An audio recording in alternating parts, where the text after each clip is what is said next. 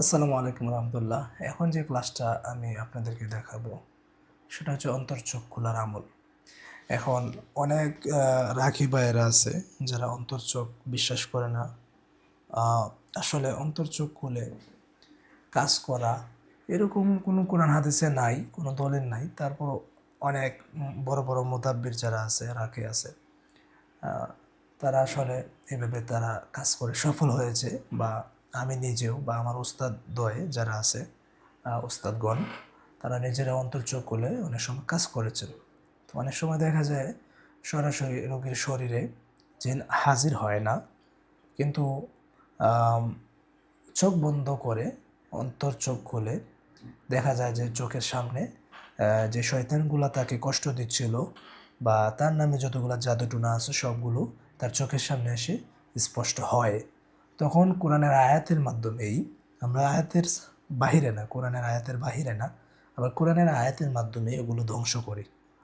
So এখানে আমরা শিরিক দেখলাম কই, বা এখানে খারাপ কি দেখলাম, তাই না? তো যারা মানে না, না মানুক, সমস্যা নেই। এটাকে আমরা সুন্নত মনে করি না, বা এটাকে আমরা ফরজও মনে করি না, ঠিক আছে? তো এটা নিয়ে আমরা বাড়াবাড়ি করব না। আমরা কাজ যারা করব তো কাজ করব, লক্ষ্য রাখবো যে করে না আয়াতের বাহিরে যেন কোনো কিছু না হয়, এবং শিরিক কোনো কিছু যেন না হয়। আচ্ছা, অন্তর চোখ খোলার আমল।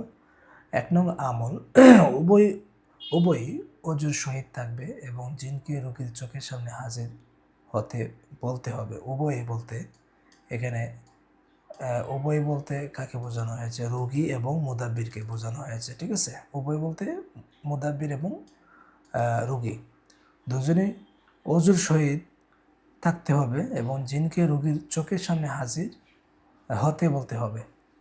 আপনি মুদাব্বির, আপনি চিকিৎসক, আপনি সরাসরি হুকুম করবেন যে তোমাদেরকে বা তোমরা সবাই এই রোগীর চোখের সামনে এসে হাজির হও। তারপর একবার আস্তাগফিরুল্লাহ দুরূদ শরীফ পড়বেন, ইসমে আজম 3 বার পরে 3 বার দম করবেন, এবং সূরা ফাতিহা 3 বার পরে দম করবেন, এবং সূরা আর রহমানের 33, 34, 35 এবং 36 নং আয়াত 3 বার পরে দম করবেন। এরপর তাকে জিজ্ঞেস করবেন সে কিছু দেখতে পাচ্ছে কিনা, মানে তাকে বলতে এই রোগীকে জিজ্ঞেস করবেন যার চোখ আপনি বন্ধ করাইছেন, হাত মুষ্টিবদ্ধ করে চোখ বন্ধ করাইছেন, যার চোখ আপনি খোলার চেষ্টা করতে চাচ্ছেন, চোখ খুলে কাজ করতে চাচ্ছেন রোগীকে জিজ্ঞাসা করবেন তুমি কি কিছু দেখতে পাচ্ছ? যদি সে সাদা দেখতে পায় তাহলে সূরা কাফের 22 নং আয়াত পরে ফু দিলে স্পষ্ট হয়ে যাবে। লাকাদ কুনতা ফি গাফলাতিন মিন হাযা ফাকাশাফনা আনকা গিতাআকা ফাবাসারুকাল ইয়াওমা হাদীদ। ঠিক আছে? এই আয়াতটা পরে যখন একবার ফু মারবেন, ইনশাআল্লাহ তার চোখ স্পষ্ট হয়ে যাবে। অথবা ইন্নাল্লাহ আলা কুল্লি শাইইন কাদির পরে ফু দিলেও, ইসমে আজম পরে ফু দিলেও স্পষ্ট হয়ে যাবে। অথবা সূরা জিলজালের শেষে 2 আয়াত, ফামান ইয়ামাল মিসকালা যারাতিন খায়রান ইয়ারা ওয়া মান ইয়ামাল মিসকালা যারাতিন শাররান ইয়ারা পরে ফু দিলেও সে স্পষ্টভাবে দেখতে পারবে ইনশাআল্লাহ। ঠিক আছে?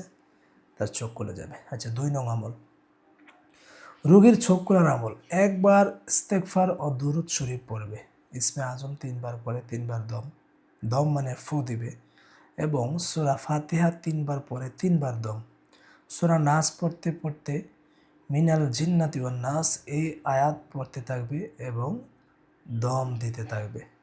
ইনশাআল্লাহ তার চোখ স্পষ্ট হয়ে যাবে, তার চোখ খুলে যাবে। মিনাল জিন্নাতিন নাস, মিনাল জিন্নাতি ওয়ান নাস এই আয়াত পড়তে থাকবে, ঠিক আছে? এবং দম দিতে থাকবে। ইনশাআল্লাহ সে যখন বলবে আমার চোখ স্পষ্ট হয়েছে, তখন আপনি কাজ শুরু করবেন। আচ্ছা, 3 নং আমল, পবিত্র একটি মাটির চাকা নিয়ে সূরাতুল মুজাম্মিল 7 বার পরে 7টি দম দিতে হবে। পবিত্র একটি মাটির চাকা নিয়ে সূরাতুল মুজাম্মিল 7 বার পরে 7টি দম দিতে হবে। রোগীকে ওই মাটির ঢাকা ডান হাতে মুঠ করে নিয়ে চোখ বুজে চুপ করে বসে থাকতে হবে। হ্যাঁ, এরপর এই বলে জিনকে ডাকবে যে এই রোগীর সাথে যে জিনগুলো থাকো এবং আসর করো, তারা পূর্ব পশ্চিম উত্তর দক্ষিণ যে প্রান্তে থাকো রোগীর চোখের সামনে হাজির হও। সাথে সাথে তারা চোখের সামনে হাজির হবে, রোগী চোখে দেখতে পারবে, চোখ বন্ধ করে ইনশাল্লাহ। আচ্ছা, 4 নং আমল। 4 নং আমল, ঠিক আছে। আয়াত 33 আয়াত পরে ফু দিলে রোগীর চোখ খুলে যায়, ঠিক আছে। আপনি যদি জাস্ট 33 আয়াত পরে রোগীর চোখের সামনে ফু দেন অথবা চোখের সামনে বৈশা 33 আয়াত পড়তে থাকেন, সাথে সাথে চোখ খুলে যাবে। 5 নং, রোগীর কপালে বৃদ্ধাঙ্গুল ঠেকিয়ে। 5 নং আমল, 5 নং নিয়ম বা পদ্ধতি বলতে পারেন। রোগীর কপালে বৃদ্ধাঙ্গুল ঠেকিয়ে সালামুন আলা নূহিন ফিল আলামিন বারবার পড়তে থাকলে এবং ফু দিতে থাকলে চোখ খুলে যায়। 6 নং পদ্ধতি হচ্ছে, 6 নং আমল, রোগীর মাথার উপর হাত রেখে আয়াতুল কুরসি পড়তে থাকলে এবং ফু দিতে থাকলে চোখ খুলে যায়, ঠিক আছে। আমার মনে হয় এটা সবচেয়ে সহজ অনেকের কাছে, তাই না? তো আপনি চাইলে এটাও করতে পারেন, তবে এটা কাজ বেশি করবে যাদের রোহানি শক্তি বেশি, যাদের সকাল সন্ধ্যার আমলগুলা সঠিকভাবে হচ্ছে এবং যারা নাকি সপ্তাহে 2 দিন রোজাগুলা রাখতেছে, তাদের কাজ বেশি করবে। জাস্ট রোগীর মাথার মধ্যে এভাবে হাত উপরে মাথার মধ্যে রাখা আয়াতুল কুরসি পড়তে থাকলে সাথে সাথে জিন হাজির হয়ে যায়। তো আমরা জিন জিন হাজির করার বা অন্তর্চোখ খোলার অনেকগুলা তদবির শিখলাম বা জানলাম।